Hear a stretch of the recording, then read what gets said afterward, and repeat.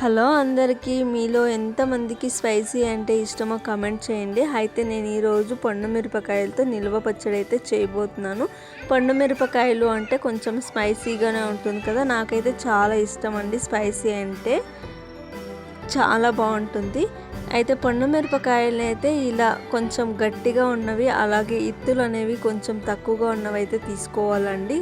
బాగా కడిగి ఆరబెట్టిన తర్వాత అయితే ఇలా పచ్చడి చేసుకోవాలి. తడి అనేది ఉండకూడదు. పండు మిరపకాయలను అయితే నేను 1/2 కేజీ తీసుకున్నాను. అంటే దాంట్లో సగం ఒక 1/4 కేజీ అంత చింతపండు అయితే తీసుకున్నానండి. పండు మిరపకాయల్ని బాగా కడిగేసి ఆరబెట్టిన తర్వాత ఇలా ముక్కలు ముక్కలాగా కట్ చేసుకోవాలి. ఎందుకంటే మనం ఇప్పుడు మిక్సీకి వేసుకుంటాం కాబట్టి అలా ఒకటే వేసుకుంటే కాదనేసి ఇలా కట్ చేసి పెట్టుకోవాలి.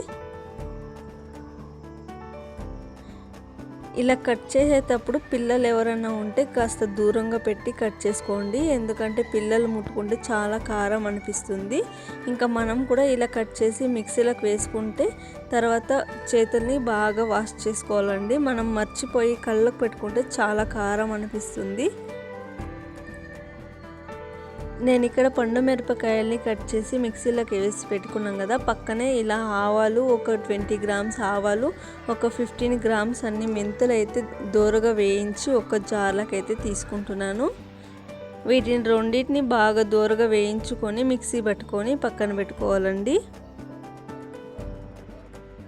వీటిని అయితే మిక్సీ అయితే పట్టేసుకొచ్చాను. ఇంకా జార్లకు అయితే పండు మిర్చి వేసాను కదా, ఇప్పుడైతే మనం తీసుకున్న చింతపండులో నుంచి సగం చింతపండు జార్లకు వేసుకోవాలి.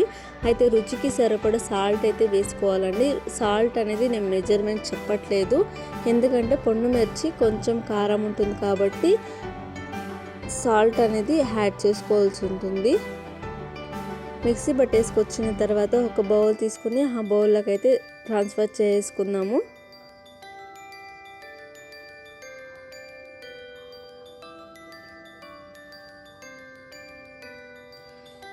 ఇంకా మిగిలిన పండు మిర్చి అయితే మిక్సీలోకి యాడ్ చేసుకొని అప్పుడే మిగిల్చిన చింతపండుని అయితే వేసేసుకోవాలండి. అప్పుడే చింతపండు ఎలా ఉంటే ఉండల్లాగా అలాగే వేసాను. కాస్త బరకగా అనిపించింది మిక్సీ పట్టడానికి. అయితే ఇప్పుడైతే నేను ఇలా పీస్గా చేసి వేసుకుందాం అనేసి అయితే వేసుకుంటూ ఉన్నానండి. మిక్సీ పెట్టడానికి కొంచెం సులువుగా ఉంటుంది కాబట్టి ఇలా వేసుకుంటూ ఉన్నాను. ఇంకా సాల్ట్ వేసుకుంటున్నానండి దీనికి సరిపోయేంత. దీన్ని మిక్సీ పట్టేసుకుంటామండి. మిక్సీ పట్టిన తర్వాత ఇలా అయితే వచ్చింది. ఇంకా దీన్ని కూడా ఒక బౌల్లోకి అయితే యాడ్ చేసుకుందాం అనేసి దీంట్లోకి యాడ్ చేస్తున్నాను. ఇంకైతే నాకు ఈ బౌల్ చిన్నది అనిపించింది,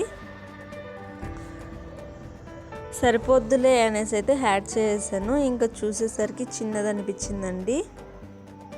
ఇంకా ఇందులోకి అయితే నేను మెంతుల పొడి, ఆవాల పొడి అయితే యాడ్ చేయాలి కదా, బాగా మిక్స్ చేసుకోవాలి ఉంటుంది అనేసి ఒక పెద్ద బౌల్ అయితే తీసుకున్నాను. అందులోకి ఈ పండు మిర్చి తొక్క అయితే ఇలా వేసుకొని కలుపుకోవడానికి బాగుంటుంది అనేసి అయితే ఇందులోకి ట్రాన్స్ఫర్ చేశానండి. ఇంకా మెంతుల పొడి, ఆవాల పొడి అయితే ఇక్కడ వేసేసుకుంటున్నాను. వేసేసిన తర్వాత బాగా ఒక్కసారి మిక్స్ చేసుకోవాలి ఉంటుంది.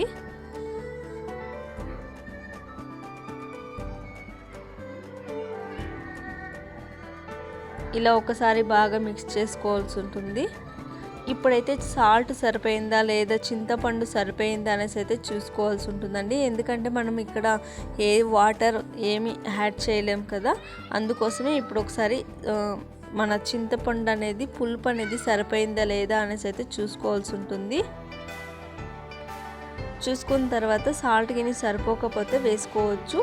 అంతా ఒకసారి కలిపేసిన తర్వాత ఇక్కడ తడి లేకుండా ఉన్న ఏదైనా ప్లాస్టిక్ కానీ గాజు డబ్బా కానీ తీసుకొని అందులోకైతే యాడ్ చేసుకోవాలండి. నేను ఇక్కడ ప్లాస్టిక్ డబ్బా తీసుకొని తడి లేకున్న డబ్బా అందులోకైతే తీసేసుకుంటున్నాను. నాకు ఎంత కావాలో అంత బయట పెట్టుకొని ఇంకా మిగిలింది అయితే ఇలా డబ్బాలకైతే స్టోర్ చేసుకుంటున్నానండి. నేను ఇక్కడ పోపు అయితే పెట్టట్లేదు. పోపు అయితే నేను యూజ్ చేసుకున్న పచ్చడిలో మాత్రమే పోపు పెడదామనేసి అయితే అనుకున్నాను. ఇలా అయితే స్టోర్ చేసాను. ఇంకా నేను బయట పెట్టుకున్న పచ్చడికి మాత్రం ఇక్కడ పోపు పెట్టుకుంటున్నానండి. ఇంకా ఆయిల్ అయితే కొంచెం చాలానే వేసుకోవాల్సి ఉంటుంది. ఇంకా ఆయిల్ వేడైన తర్వాత ఆవాలు, నేను ఇక్కడ జీలకర్ర యాడ్ చేద్దామని అనుకున్నాను కానీ మర్చిపోయాను, మీరు యాడ్ చేసుకోండి. ఇక్కడ మినపప్పు, శనగపప్పు యాడ్ చేసుకున్నాను. ఇంకా వెల్లుల్లి రెబ్బలు, అలాగే కరివేపాకు యాడ్ చేసుకున్నానండి. ఈ కరివేపాకు అనేది క్రిస్పీగా అయ్యేంత వరకు ఇలా వేయించుకోవాల్సి ఉంటుంది. ఇంకా పచ్చి ఉంటే పచ్చడి అనేది చెడిపోతుంది కాబట్టి ఇలా క్రిస్పీగా అయ్యేంత వరకు మనం వేయించుకొని చల్లారే వరకు పెట్టేయాలండి. చల్లారిన తర్వాత మనమైతే పోపు అనేది వేసుకోవాల్సి ఉంటుంది. వేడి మీద వేయకూడదు.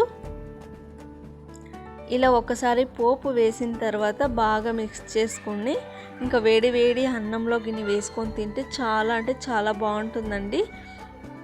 ఏ సాంబార్ లేకపోయినా సరే ఇలాంటి పచ్చడి ఏదైనా ఒకటి ఉంటే మన భోజనం అయితే కానిచ్చేయచ్చు, అంత బాగుంటుంది.